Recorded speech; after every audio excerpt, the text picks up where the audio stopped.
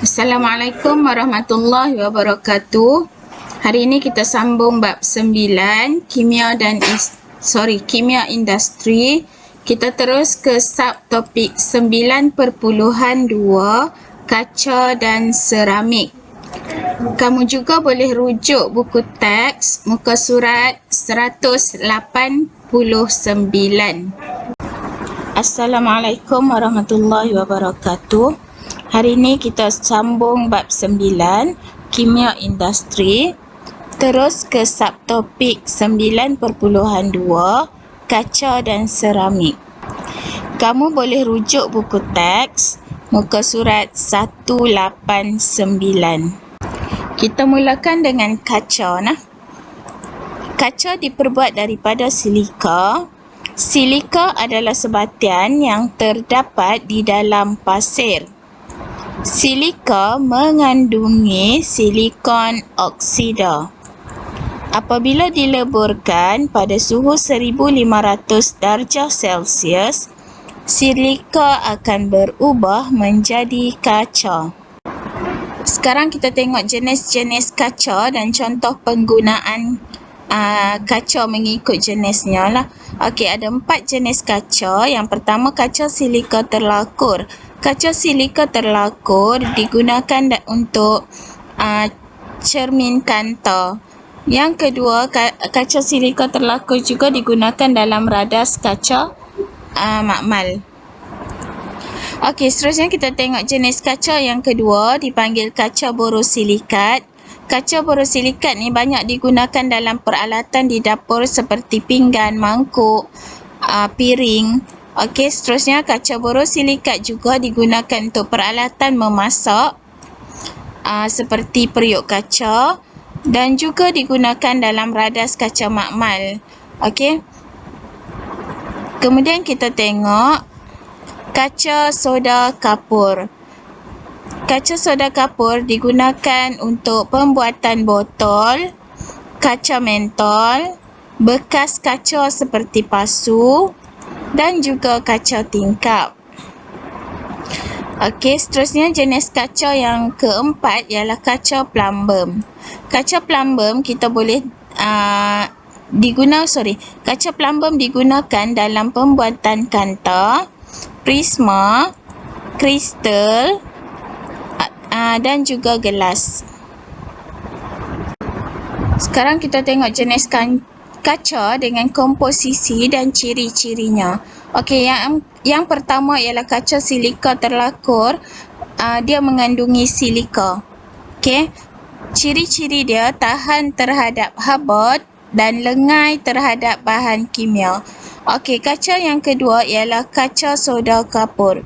Kaca soda kapur mengandungi silika, kalsium karbonat dan natrium karbonat. Kaca soda kapur ini mempunyai takat lebur yang rendah, jadi tidak boleh digunakan pada untuk meletakkan bahan yang panas tapi kaca soda kapur ni mudah dibentuk. Kalau kamu tengok kaca soda kapur tadi digunakan pada botol, kaca mentol, bekas kaca dan tingkap kaca. Tadi kita tengok kaca silika terlakur kan digunakan pada radas kaca makmal dan juga cermin kaca. Okey, kita balik semula pada slide tadi. Kemudian kita tengok kaca borosilikat. Kaca borosilikat mengandungi silika, boron oksida, natrium dan juga aluminium oksida. Kaca borosilikat ini mempunyai ketahanan yang sangat tinggi terhadap haba dan bahan kimia berbanding kaca soda kapur. Sebab itu kaca borosilikat digunakan untuk pemanasan, maksudnya contoh tabung didih. Okey, kita boleh letakkan di atas api untuk memanaskan bahan kimia. Kemudian kita ada periuk kaca. Okey, sebab kaca borosilikat ini dia tahan haba. Okey, seterusnya kaca plumbum. Kaca plumbum mengandungi silika, plumbum 2 oksida dan juga natrium oksida. Tapi kaca plumbum mempunyai takat lebur yang rendah dan mempunyai indeks biasan yang tinggi. Sebab itu kaca plumbum digunakan untuk membuat prisma. Sekarang kita tengok aplikasi kaca dalam kehidupan harian. Okey.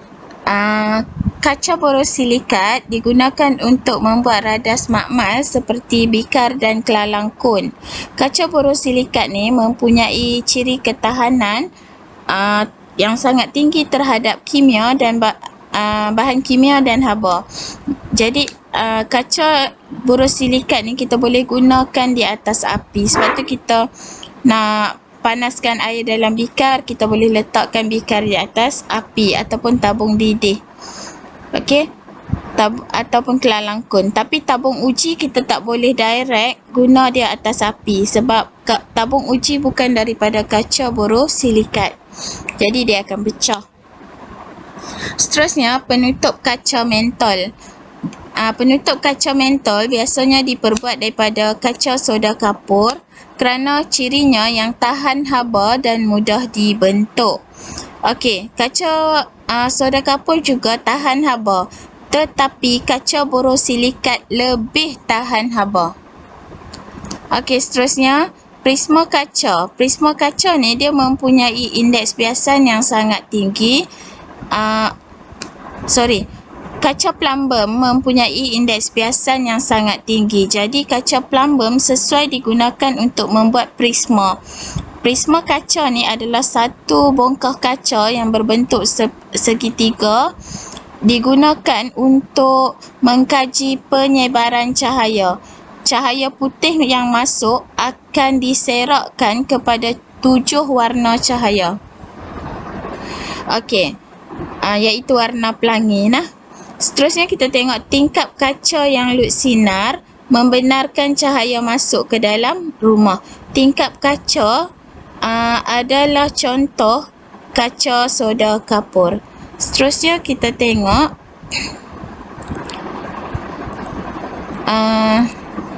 seramik pula. Ini adalah contoh seramik. Seramik dibuat daripada tanah liat dan seramik mengandungi aluminium silikat.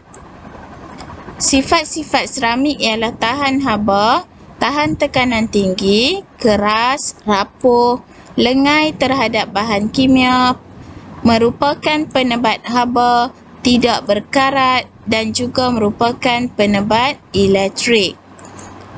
Aplikasi seramik dalam kehidupan harian. Pinggan mangkuk dibuat daripada seramik kerana cirinya yang tahan haba dan tidak terkakis dan tidak berkarat. Okey, tidak terkakis ni tidak berkarat. Seterusnya, seramik juga digunakan dalam pembuatan gigi palsu kerana ciri seramik yang keras dan kuat serta lengai terhadap bahan kimia. Lengai terhadap bahan kimia ialah tidak mudah bertindak balas terhadap bahan kimia. Okey, seterusnya jubin seramik.